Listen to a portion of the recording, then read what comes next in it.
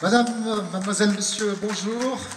Je suis très heureux et je dois dire particulièrement ému, très honoré d'accueillir aujourd'hui à l'occasion de cette belle journée de lecture publique et à haute voix, d'accueillir des hommes et des femmes qui viennent des quatre coins du monde, de divers horizons, loin des yeux mais près du cœur.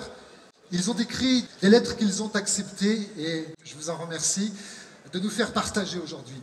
La première de ces lettres a été écrite par Paul Porredon, d'origine sud-américaine, à son arrière-grand-père né en France au XIXe siècle, dans les années 1870, et disparu pendant la Première Guerre mondiale, il y a 100 ans.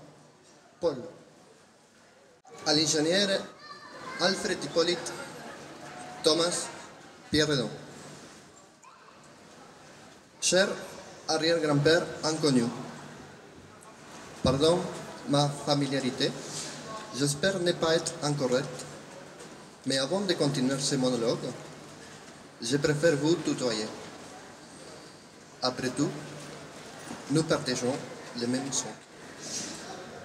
Pourquoi t'écrire? Je ne te connais pas, je veux uniquement m'accrocher un peu à toi. C'est le motif de cette lettre que j'essaie d'écrire dans ta langue maternelle, le français. Et même si tu ne le sais pas, moi, je suis péruvien et j'ai vécu en Argentine. Personne ne parle français dans la famille, tu es le seul. C'est grâce à ton histoire, qui n'est pas si claire, mais aussi et surtout grâce à une belle femme française qui j'étais emporté en France il y a 1 an et demi. 100 ans après ta mort, 100 ans de la Première Guerre, 100 ans que tu as pris la décision de laisser le Pérou pour retourner en France et mourir pour la patrie. Alors, ces lettres sont l'aboutissement d'un travail réalisé dans le cadre d'un atelier d'écriture montreuillois. Laura, bonjour. Vous nous en dites un peu plus sur cet atelier? Alors, c'est un atelier de la ville de Montreuil. La ville de Montreuil favorise l'intégration de sa population étrangère. Et dans ce cadre, elle organise des ateliers linguistiques. Il y avait des envies d'écriture qui existaient au sein du groupe, parfois enfouies. Certaines étaient avérées, et voilà, on vous les livre aujourd'hui. N'ayez aucune crainte, les personnes qui n'ont pas encore écrit, ou qui n'ont écrit que 3 phrases, ou qui n'ont écrit que 4, c'est pas grave. Et on peut aussi écrire 4 mots, ou une phrase, qui pèsent très lourd. C'est pas tellement à la quantité, c'est à la... On va rechercher une qualité. N'oubliez pas que ça, c'est la première proposition.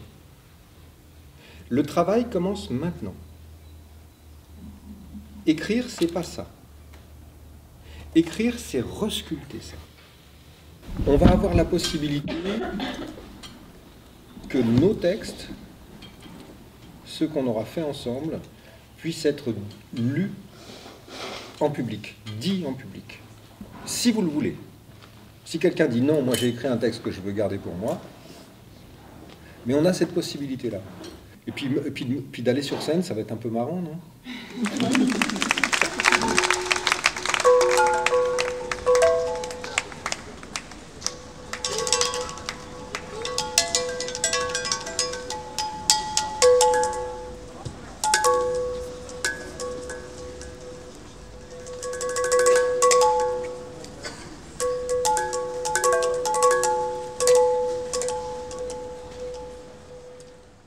Un souvenir de toi a surgi quand j'ai vu cette femme à la caisse qui m'a finalement dit que j'étais très gentille.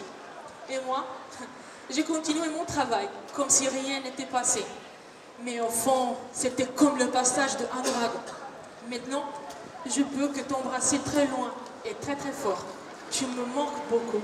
Ta petite fille, Giovanna. Cet atelier a pu voir le jour aussi avec le soutien de nos collègues bibliothécaires d'Est Ensemble. Voilà. Et puis sous la houlette d'Olivier, Olivier qui a été une très belle rencontre pour nous, qui a su accompagner l'écriture de ces textes.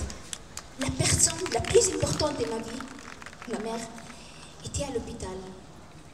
Mon père, lui, était en Grèce pour travailler et nous aider financièrement. Cette situation m'a isolée, éloignée des autres.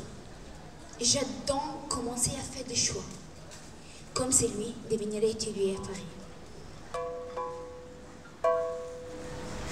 La trace pour Samba, lui et Sui. Écoute, ouvre grand tes oreilles. Perçois-tu la voix du vent, la voix des gens, chant des oiseaux, chant des vagues, ton cœur, mon cœur?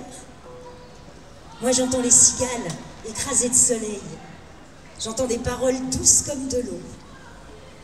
On parle si bas dans mon pays d'enfance.